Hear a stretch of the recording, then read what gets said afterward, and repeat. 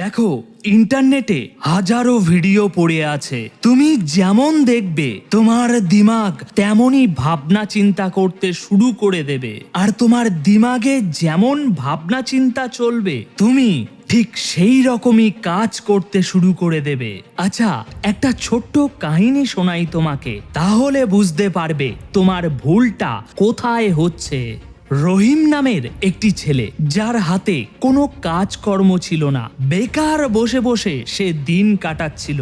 একদিন রহিমের গ্রাম প্রধান রহিমকে ডেকে তাকে কিছু কথা বলে। রহিম, তুমি কোনো কাজ করো না, দিনরাত খালি সময় বরবাদ করে যাচ্ছ। এরকম বেকার বসে থাকবে তো একদিন তুমি পাগল হয়ে যাবে। তাই কোনো কাজকর্ম শুরু করো, কোনো ব্যবসা করো। আমি প্রতিদিন দেখি তুমি বেকার বসে আছো। তোমার কাছে কি সত্যি করার মতো কোনো কাজ নেই, নাকি তোমাকে শেখানোর কেউ নেই?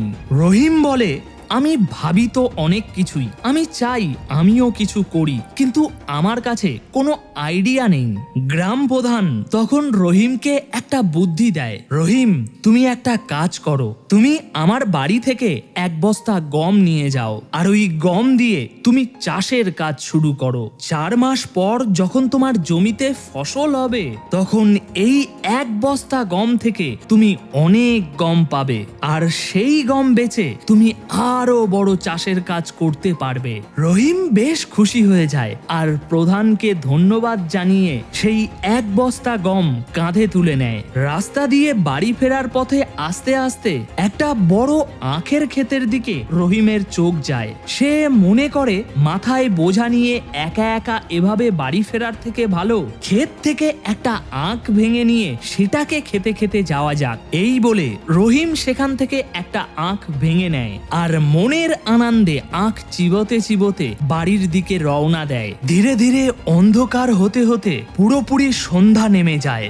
বাড়ি পৌঁছানোর পর রহিম দেখে যে ওই বস্তার প্রায় সমস্ত গম রাস্তায় পড়ে গিয়েছে।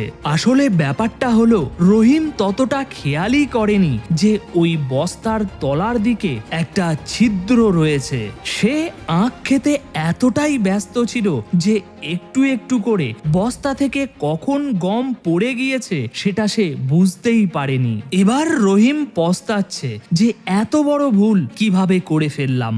আগে এগানোর জন্য অনেক দিন পর যাও একটা সুযোগ পেলাম, তাও এই আখ খাওয়ার লোভে সেই সুযোগ হারিয়ে ফেললাম। রহিম ভীষণ আফসোস করতে থাকে, কিন্তু এখন তার সেই আফসোসের কোনো ফায়দা নেই। বন্ধুরা, ঠিক এই রকমই আমরাও সুযোগ ঠিকই পাই, কিন্তু তৎক্ষণাৎ আনন্দের লোভে আমরা এমন কিছু কাজের মধ্যে ঢুকে যাই যে আমাদের ওই সুযোগটা, যেটা আমাদের জীবনে কিছু উন্নতি এনে দিতে পারত, সেটাকে আমরা হারিয়ে ফেলি ওই স্বল্প মেয়াদী আনন্দের পিছনে। দেখো, তোমার এখন যে বয়সটা চলছে না, এই 13 থেকে 25, এই এজটা ভীষণ ভলেটাইল হয়। এই সময় নিজেকে কন্ট্রোল করা ভীষণ মুশকিল হয়। এই বয়সে মন ভীষণ চঞ্চল হয়। তারপর এখন ডিস্ট্রাকশন হওয়ার জন্য হাজারো জিনিস রয়েছে। আমরা বসি একটা কাজ করতে, শুরু করে দেই আর একটা কাজ করতে। আমরা বসি পড়াশোনা করতে, কিন্তু হঠাৎ হাতে ফোনটা উঠে আসে আর আমরা সেটার মধ্যেই হারিয়ে যাই। দেখো, যখন তুমি জিনিসকে নোটিস করো তখন তুমি সেটার ব্যাপারে ভাবনা চিন্তা করো, আর যখন তুমি ভাবনা চিন্তা করো তখন সেটার ব্যাপারে ভালো খারাপ, সঠিক ভুল এগুলো বিচার করো। আর এই জিনিসটাই তোমার জীবনে ভালো অথবা খারাপ পরিবর্তন আসার কারণ।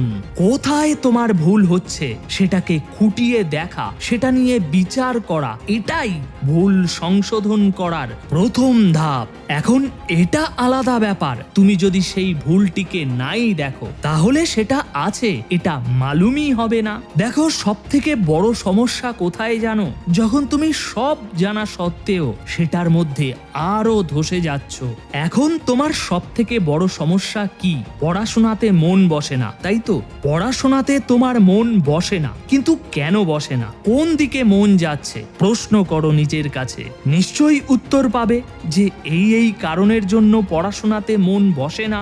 তাহলে এবার কিছুদিনের জন্য সেই কারণগুলোকে তোমার জীবন থেকে সরিয়ে দেখো, পড়াশোনাতে মন বসে কিনা। আরে বসবে, আলবাত পড়াশোনাতে মন বসবে। তবে সমস্যা হলো তুমি এরকম কোনো পরিবর্তন করবেই না, যা যেমন চলছে সেরকমই চলতে দেবে, আর পড়াশোনাতে মন বসানোর নতুন নতুন উপায় খুঁজে বেড়াবে।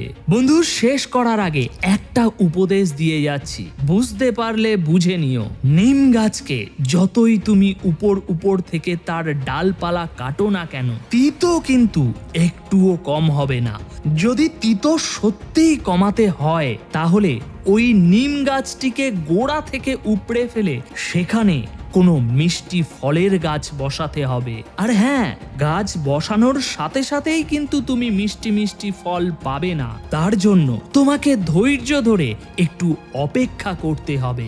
তুমি আজ তোমার জীবনের যে স্টেজেই আছো না কেন, সমস্ত জায়গায় এটা অ্যাপ্লিকেবল। বন্ধু, আজ তাহলে এখানেই বিদায় নিচ্ছি। ফিরে আসছি খুব শীঘ্রই তোমার জীবনকে আবারও পরিবর্তন করতে।